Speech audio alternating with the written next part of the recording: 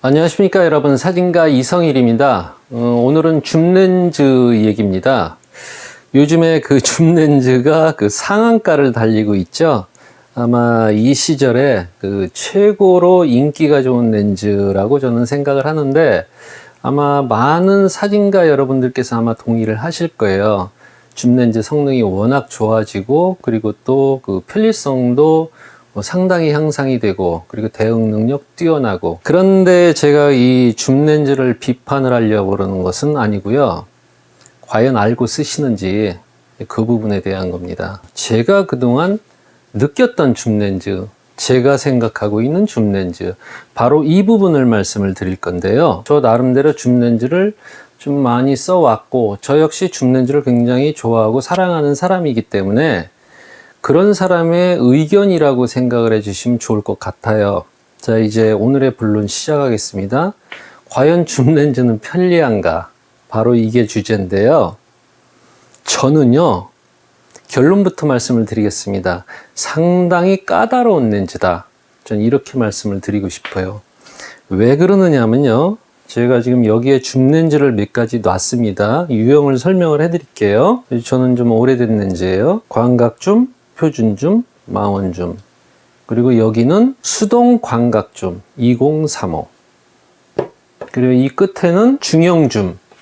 중형이 원래 줌렌즈가 없죠, 거의. 그런데 이제 워낙에 이제 소형 카메라에 비해서 대응 능력이 좀 떨어진다는 비판도 많이 받아봤고, 좀 외면도 당하다 보니까 디지털 시대가 본격적으로 도래하기 직전에 줌렌즈가 몇 가지 나왔어요. 이 줌렌즈는 생산이 중단됐지만은 펜탁스 입출해서 거의 마지막 버전으로 나온 55에서 100mm, 이걸 제가 가지고 있습니다.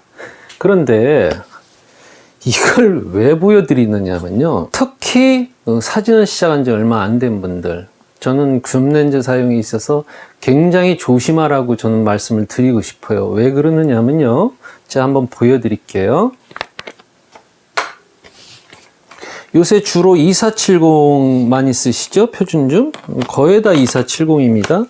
저는 이제 2870이에요. 좀 상당히 오래된 렌즈인데, 이 2870 같은 경우는 28mm에서 70mm 이 영역대를 커버를 하는데, 28mm, 그리고 나서 35mm, 50mm, 요 세 개의 화각이 들어가고, 어쩌면은 약간만 본인이 걸어간다고 하면은 80mm까지도 커버를 할 수 있는, 즉 4개의 렌즈를 합쳐놓은 것과 같은 그런 렌즈이기 때문에 상당히 가격 대비에 비했었을 때 가성비라고 그러죠, 우리? 우수한 렌즈죠. 근데 2470 같은 경우 5개 렌즈를 커버를 합니다. 24mm까지 들어갔으니까. 일단 저는 2870을 끼고 있지만은 설명은 2470으로 드리겠습니다. 자, 선택의 폭이 넓죠. 2470이면은요. 그런데 선택의 폭이 넓다는 것은 그만큼 본인이 책임져야 할 역량이 따라줘야 된다는 얘기가 됩니다. 왜? 잘 들어두십시오. 이거 중요합니다. 근데 제 판단이에요. 제가 그 단렌즈를 2개를 들고 나왔습니다. 하나는 24mm 단렌즈, 그리고 또 하나는 15mm 어안 렌즈. 좀 더 큰 렌즈가 하나 있긴 있는데, 일단 그 설명드리기가 그 복잡하고 그러니까 2개만 들고 나왔어요. 예를 들어서 단렌즈 24mm를 두고 한번 얘기를 해볼게요. 이게 24mm니까. 사람들이 대체적으로 이 단렌즈를 어떻게 평가를 하느냐면요, 까다롭다고 평가를 해요. 왜? 한 가지밖에 못 쓰니까. 그리고 자기는 그 렌즈 화각을 모르니까. 과연 까다로울까요? 이 렌즈가? 자, 우리 한번 생각해 봅시다. 경험이 좀 많거나 줌렌즈에 대해서 특성을 어느 정도 파악을 하고 있는 사람들은 피사체만 일단 딱 봐도 이게 대략 몇 미리 정도 되겠다는 그 판단이 섭니다. 그랬었을 때 이렇게 들여다보면서 정교하게 프레이밍을 할 수가 있습니다. 그런데 이 정교한 프레이밍이라는 게 상당히 어려워요. 어찌 보면은 그게 더 사진을 배우기 좋지 않느냐, 이렇게 생각을 할 수 있겠지만은요, 사진을 시작한 지 얼마 안 된 분은 이거 자체가 헷갈릴 수가 있어요. 왜? 도대체 어딜 선택하라는 거야? 이렇게 보면은 이것도 좋은 것 같고, 저렇게 보면 저것도 좋은 것 같고, 이렇거든요? 그런데 이 단렌즈는 어떠냐면요, 하나만 딱 보여주는 거거든요? 그 안에서 찍을지 말지만 판단하면 됩니다. 내가 너한테 보여줄 수 있는 건 이 화각이야. 찍을지 말지는 너가 판단을 해. 이거거든요. 그랬었을 때 본인이 거기에서 판단만 딱 하면 되는 거예요. 그런데 줌렌즈는 굉장히 화각이 많은 반면에 사진가에게 많은 역량을 필요로 하는 그런 렌즈라는 사실을 저는 알려드리고 싶어요. 이게 왜 그러느냐면요. 요새 워낙에 렌즈 성능이 좋아진 것도 있지만은 주변에 말만 듣고서 이렇게 판단을 하신 분들이 되게 많거든요. 사진을 시작한 지 얼마 안 된 분들이.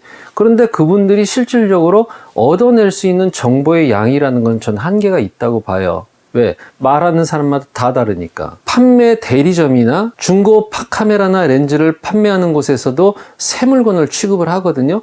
거기에서 얘기해 주는 게 또 달라요. 즉, 다 다르다는 얘기예요. 그런데 뭐를 중요시 봐야 되느냐면요. 카메라나 렌즈 회사에서 그 미리수를 만들어낸 이유가 있습니다. 경험이 적은 분들은요, 그 판단을 할 수가 없어요. 그렇기 때문에 과도하게 넓거나 과도하게 좁은 망원 줌보다는요, 저는 가급적이면 처음에는 단렌즈로 좀 시작을 하셨으면 좋겠어요. 새로 시작하시는 분들은 특히 이렇게 생각을 하면 될 것 같아요. 예를 들어서 어느 회사를 내가 운영을 하고 있어요. 근데 신입사원이 들어왔어요. 그럼 신입사원이 들어왔었을 때는 모든 것을 다 모르잖아요. 그럼 뭐부터 가르칩니까? 기초부터 가르치잖아요. 그리고 그 기초를 어느 정도 익히고 난 다음에 또 하나를 가르치든가 아니면 병행해서 할 수 있는 한 2가지 이상의 일을 안 주거든요. 그런데 이 줌렌즈는요, 보통 5가지의 일을 주는 거나 전 마찬가지라고 생각을 하거든요. 저는 맨 처음에 시작하시는 분들은 가급적이면은 단렌즈 그런 걸로 좀 선택을 하시되, 어느 화각을 좀 중요시 보셔야 되느냐면요, 카메라 회사나 렌즈 회사에서 유달리 고급 렌즈들이 끼어있는 미리수대가 있습니다. 그게 어디냐면요, 24mm가 그렇습니다. 2.8 나오죠. 그 다음에 1.4가 나오고 있습니다. 2.8과 1.4는요, 가격 차이가 어마어마합니다. 그리고 1.4는 상당히 고급 렌즈고 상위 클래스예요. 그리고 35mm가 그런 경향을 많이 보입니다. 1.4, 2.8이 동시에 나오고요. 그 다음에 표준 렌즈. 이 표준 렌즈는 50mm 전후라고 보시면 됩니다. 이 렌즈가 있고요. 그 다음에 어디에 고급 렌즈가 많이 끼어 있느냐면 135mm에 끼어 있어요. 즉 24, 35, 표준, 135겠죠. 근데 이 4개 렌즈를 다 들고 다니기가 솔직히 처음에 사진 배우는 사람 입장으로서는 전 쉽지가 않다고 봐요. 왜냐하면 바쁘잖아요. 이게 화각 보기도 바빠 죽겠는데 렌즈까지 너무 많으면요, 굉장히 복잡하거든요. 근데 아까 말씀드린 그 4개 화각이요, 상당히 피사체가 많이 나오는 화각입니다. 우리가 일반적으로 표준 화각으로 이렇게 봤었을 때, 물론 이제 배우기 시작한 지 얼마 안 된 분은 표준 화각을 보기도 좀 어렵습니다만은, 일단 표준 렌즈를 끼우고서 들여다보면 대충 감은 잡거든요. 약간 좁다 그랬었을 때 그게 바로 35mm일 가능성이 굉장히 높습니다. 근데 24mm로 확 내려가잖아요. 확 넓어져요. 그리고 가끔 가다가 옆에가 좁다 이러시는데, 옆에가 넓어지는 비율만큼 위아래도 같이 넓어져요. 그거 어떻게 해결하실 겁니까? 그래서 저는 처음에 사진을 시작하시는 분들께, 어떤 분들은 28mm까지도 좀 필요하지 않겠나, 이렇게 많은 의견들이 있고 실제 그렇게 생각하는 분들이 많습니다만은, 저 같은 경우는 가급적 35mm를 넘어가지 말라고 전 얘기를 하고 싶어요. 아까 말씀드렸잖아요. 아직 시작해가지고 화각도 정확히 정립이 안 된 상태에서 너무 각이 넓으면은요, 사람이 좀 당황할 수가 있어요. 제가 왜 135mm를 좀 추천을 드리느냐면요, 135mm 화각이요, 상당히 화각이 많이 나옵니다. 가장 많이 인물 사진용으로 추천드리는 렌즈가 85mm, 1.2나 1.8을 많이 말씀을 드리긴 합니다만은, 1.2나 1.8 렌즈가요, 인물 사진에서 훌륭한 성능을 발휘하는 건 맞지만은 사실 풍경에 나가면은요, 쉽지 않아요. 35mm, 표준, 그 다음에 135 정도. 마크로 렌즈는 좀 나중에 하나 정도 구입을 할 수 있겠죠. 그렇게 해서 그 정도의 화각을 가지고 처음에 사진을 좀 시작을 하시면은 부담도 적고, 그리고 나서 화각에서 오는 혼동도 적어질 수 있다고 저는 생각을 해요. 왜냐? 넓어졌다, 줄여졌다는 게 편리한 것 같지만은 이 초보자에게는 오히려 이게 혼란을 가중시킬 수 있거든요. 그리고 제가 왜 그 줌렌즈가 편리한 렌즈가 아니라고 생각을 하느냐면요. 줌렌즈는 사실 저는 난이도가 굉장히 높은 렌즈라고 생각을 해요. 왜 그러느냐면요. 단렌즈 기준으로는 아까 제가 그 2470 기준으로 말씀을 드렸잖아요. 이 중간 정도의 화각에 걸렸었을 때 더욱 정교한 그 프레이밍을 하기에 유리한 렌즈지 저는 절대로 편리한 렌즈가 저는 아니라고 생각을 해요. 물론 이런 영상을 보시게 되면은 카메라 회사나 렌즈 회사에서는 뭐 좀 싫어할 수도 있겠습니다만은 사람마다 생각은 다 다르잖아요. 그래서 저도 제 나름대로 의견을 이렇게 말씀을 드리는데 줌 렌즈 너무 편리한 렌즈라고 이렇게 생각을 안 하시는 게 저는 좋을 것 같아요. 상당히 까다로운 렌즈거든요. 그리고 오늘의 영상은요, 사진 입문자에게 아마 적당한 내용이라고 저는 생각을 합니다. 어느 정도 사진을 찍었거나 아니면 좀 경력이 좀 있으신 분들, 그런 분들께서는 자기 나름대로 생각의 정립이 어느 정도 돼 있거든요.